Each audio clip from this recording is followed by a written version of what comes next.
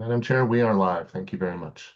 Thank you very much. We'll call to order the City of Albuquerque Intergovernmental Legislative Relations Committee meeting for August 6th.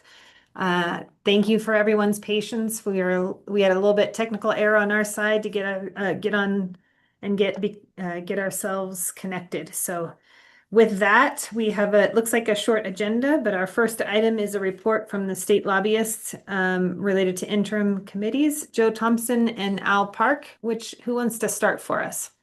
I'll begin, Madam Chair. Thank you so much. Hi, everybody. Since our last meeting, Mr. Menicucci and others have reached out to me to talk with the state about the dissemination of the grant agreements to the local governments from DFA, et cetera.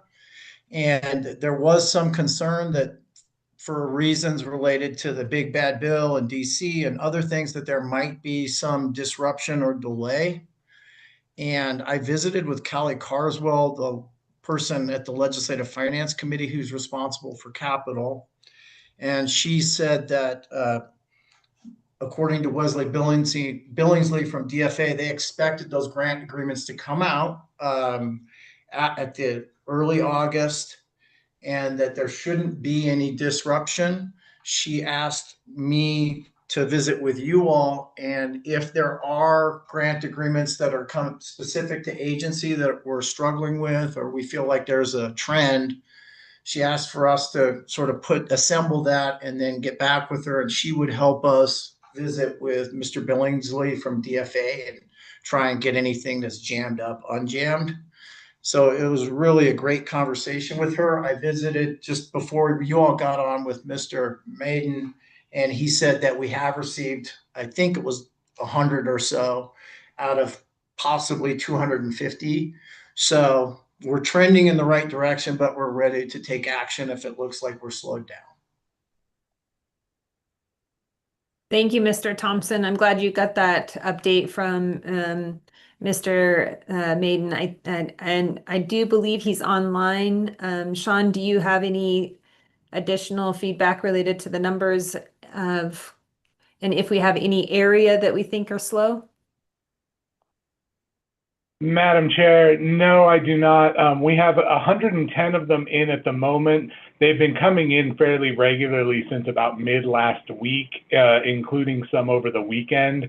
And again, another batch again this morning. So local government has been very quick about processing these once they got over some initial hiccups with a change in their boilerplate.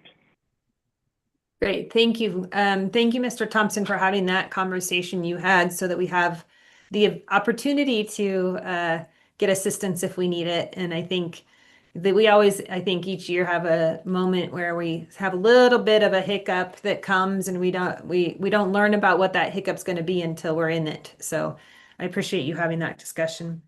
Does anyone else have any questions for Mr. Thompson? Great. With that, we'll turn it over to you, Mr. Park. Hi, good afternoon, Madam Chair. Good afternoon, everybody. Just a quick update. The interim committees have been progressing. They've been doing their travel throughout the state of New Mexico. And they've, last week, the Courts Corrections was in Ruidoso at Mescalera and Roswell, where they were addressing some potential upcoming public safety issues. In particular, Chair Chandler is very interested in regulation of artificial intelligence. All of this was somewhat subject to a little bit of upheaval with the governor's announcement that she's inclined to call a special session sometime next month, maybe the middle of September, with respect to some of the potentially adverse impacts of the big beautiful bill. I call it B cubed. And right now, I know that the executive is meeting with legislative leadership to address what might be some of the issues that would come up at the special session.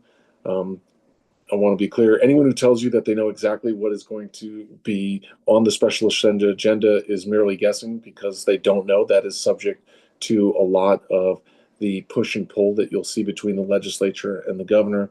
I will tell you what is being considered includes addressing healthcare, potential concerns about up to 6,500 New Mexicans losing Medicaid. So they're going to try to work on that. There is discussion with respect to some public safety issues. There are a subset of legislators who are very interested and continue to be interested regarding the juvenile crime.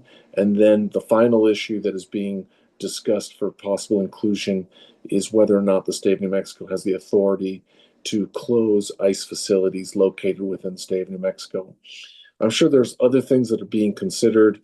Those are conversations are happening behind closed doors, but we are really in a wait and see. My suspicion is that at some point in the next couple of weeks, we will be reached out by both the executive and legislative leaders for some of our input on some of the issues that will be considered in the special session. If it is to happen, I know everyone's saying that the governor has said she's going to call it. I think there's a little bit of wiggle room on that. I think what she said is she's inclined to call it and has a list of issues, but they're working furiously on that as we speak. In the meantime, the committees will continue to meet and continue to work. As just a quick reminder, not that you need it, but this upcoming session is really should be focused exclusively on budget and tax issues. It's a 30-day session, but this is the governor's last 30-day session, so we'll have to keep an eye out and see what else comes out. Madam Chair, that's my report. I'm happy to answer any questions if people have them.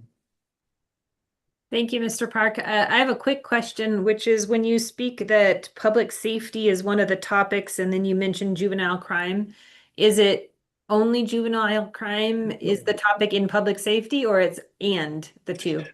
So I use juvenile crime as an illustration of a public safety issue that they're interested in considering. I think there's other public safety issues that are on the table. I think it's the Republican House Caucus has called on the governor to expand it to include robbery, burglary, a host of other types of legislation with respect to public safety. But again, all of those issues right now are being negotiated and handled between conversations between the executive and the legislators and our legislators. Thank you. Yes, ma'am. Are there any other questions for Mr. Park?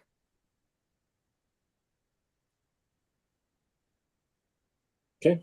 Okay, seeing none. Thank you, Mr. Park. Thank you, Mr. Madam Chair. Thompson. Next up on our agenda, we have a report from our federal lobbyist, Mr. O'Donnell. Madam Chair, members of the committee, thank you. I have a report on talking about FY26 appropriations, several pieces of authorizing legislation which have been introduced that are some interest to the city. I won't get into those in detail, but I'll mention them. So on the appropriations front, the House and the Senate have gotten well underway with the markup of FY26 bills. In the House, they have finished 9 bills. Only 2 of those bills, though, when I say finished, they've finished in full committee. 2 of those bills have gone to the floor. The others will probably go in September. On the Senate side, they have finished 8 of 12 bills. They have 4 left to do. And their bills probably won't, they've passed a minibus bill before they went home for the August recess, which was military construction and veterans affairs, ledge branch, and I can't remember the third one at the moment, but those 3 bills are agriculture. That was the other one. Those 3 bills were put into one small bill and passed by the Senate before they went home. So it'll be a very busy month of September when they come back for both appropriations committees to finish up. The one thing that seems to be on the horizon that could be a problem in getting a final appropriations bill done this year is the Democrats, before going home in August in the Senate, said that they don't want to see any more rescission packages come up after they've completed work on bills for FY 26. As you recall, there's a rescission package for FY 25, which affected Foreign Affairs and the Corporation for Public Broadcasting. The FY 25 bill was finished, and then they got a rescission package. And the position that, and I think this is true for some Republicans and the Democrats, is that we put in a lot of work getting these bills completed, and then we're not really too receptive to the idea of the White House sending up a package where they want us to cut programs that we've already agreed to fund. And I will say this, when you look, and we will provide you with details on a number of the federal programs that are important to the city, how they stack up in the FY 26 appropriations bill. We are working on that now and hope to get that to you probably within the next week. That'll give you some idea of how the Senate has made or has protected a number of programs that the administration wanted to cut, and that the House came in with low figures for some of those programs. But the Senate has maintained funding levels. I think I know for CDBG and home, they're going to continue to fund those programs. So I've talked about the appropriations in detail, and I sent this afternoon or late this morning a City of Albuquerque report on the FY 26 earmarks requested by the city that are actually in House and Senate appropriations bills that have been marked up in subcommittee or full committee. And the city winds up with 8 earmarks, and 5 of them are ones that individual members of the delegation, the 2 Congress members and the 2 senators, asked for independent of one another. And then there are 3 where it appeared in the Senate bill and the House bill, and the members collaborated on those project submissions. So the report that I sent gives you the details on that, and I won't get into it, but I expect that Mr. Anderson and Mr. Parkinson and Mr. Menacucci will distribute that chart. The authorizing legislation that I mentioned is, and you've all known this from the start of the year when there was an announcement that they may want to do away with the FEMA agency as we know it. An interesting bill was introduced just before the House finished its work in July, and it's a FEMA Reform Act of 2025. It does a couple of things. One is it makes it an independent agency again, and it makes it a cabinet level agency. The other thing is that it has an emphasis on having local hazard mitigation projects submitted to the state that qualified for funding under hazard mitigation programs. And that list would exist up, in your case, Santa Fe, with the State Department of Homeland Security, and they could be submitted whenever there is a need or an opportunity for funding under the hazard mitigation program. We're working with, we have an associate that's working with us who used to be on the Homeland Security subcommittee in appropriations, and we're working with him on some amendments to this legislation. That's a package we'll be sending to you. The other authorizing legislation introduced in the Senate and it's, by the way, I should say that FEMA bill is bipartisan. It was introduced by the chair of the committee and the ranking member, which is also the case with this next piece of legislation, the Road to Housing Act of 2025. It was introduced by Senator Scott from South Carolina and Senator Warren from Massachusetts. And I did send a copy of this to both the mayor's office and to the council, but I'll double check with David and Mr. Menicucci on some follow-up information related to that bill. Finally, I would say that there are two other bills that we're going to see next year that we should be thinking about, and we've had conversations with city staff about these.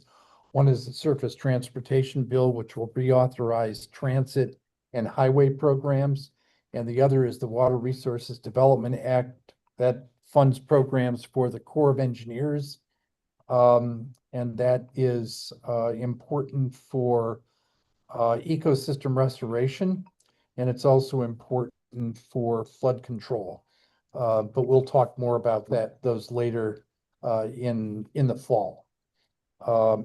Madam Chair, that is all one more thing I will mention, because I heard Al talk about the big, beautiful bill. We've been in touch with the governor's office here, the New Mexico governor's office here, about the impacts of the Medicaid cuts and other significant pieces in that bill on Bernalillo County and the city. In the last report, and I spoke to their people last Friday, I was told that the state is, and this may be somewhat of what Al was talking about, that they are working on what those specific impacts are around the state and on local government. So I'm on a list that they have here in their Washington office to send that report to once it comes out. And it may be that Joe or Al have more information about when that will actually be available. Madam Chair, that is the extent of our report.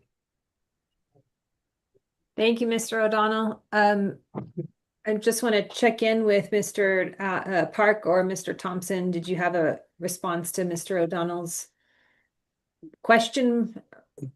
I don't. I've talked with, and I met with Chief of Staff Schlegel and Courtney Kessler from the DC office twice this week on that varied issue. I think they're I just think they're scrambling, to be perfectly blunt, but they're trying to really figure out what is the impact and and their perspective, and I give them a lot of credit on this. They're trying to figure out, even though some of the impacts have been pushed out, 2, 3, or 4 years, they're really focused on what can they do today to blunt any potential adverse impact in 2, 3, or 4 years. They want to see what they can do. So I think that this all continues to be a work in progress, and I think people are really just trying to figure out what really truly is the impact of B cubed. Madam Chair, I met with Charles Salee, the director of the Legislative Finance Committee, about this, and he said the delayed implementation is definitely a factor. He expressed specific concern about SNAP, but in general, I do feel like there is an overall sense of relief because of the delayed implementation. So, and they're still crunching it.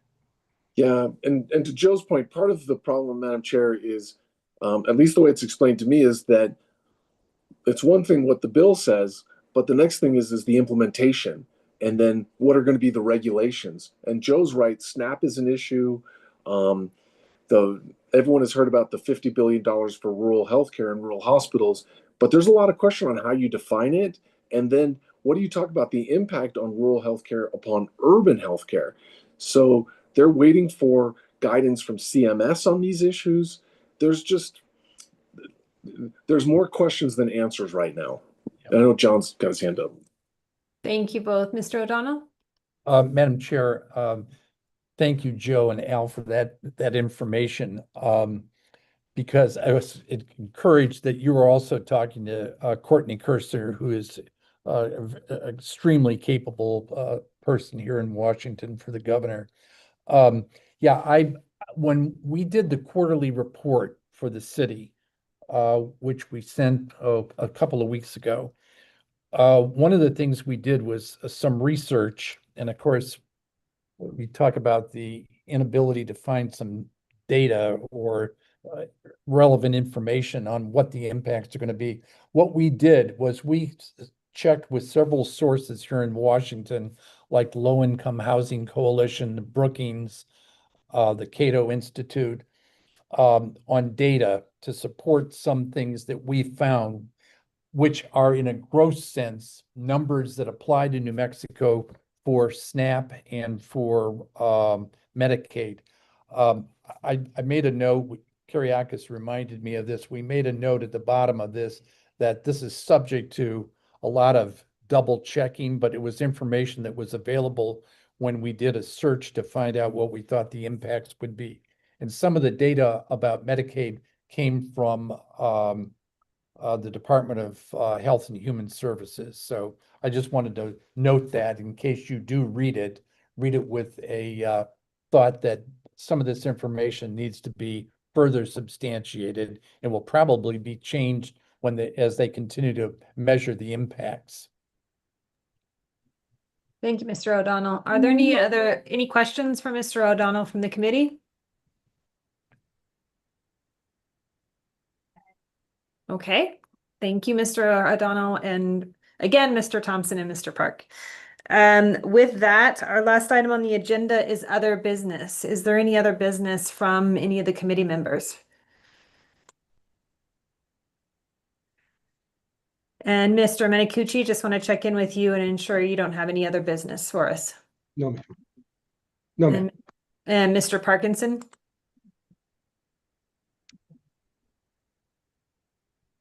Maybe Mr. Parkinson's not on. Okay. Thank you. Thank you. Well, with that, then we are adjourned. Thank you all for your time this afternoon. Appreciate everyone's reports for the city.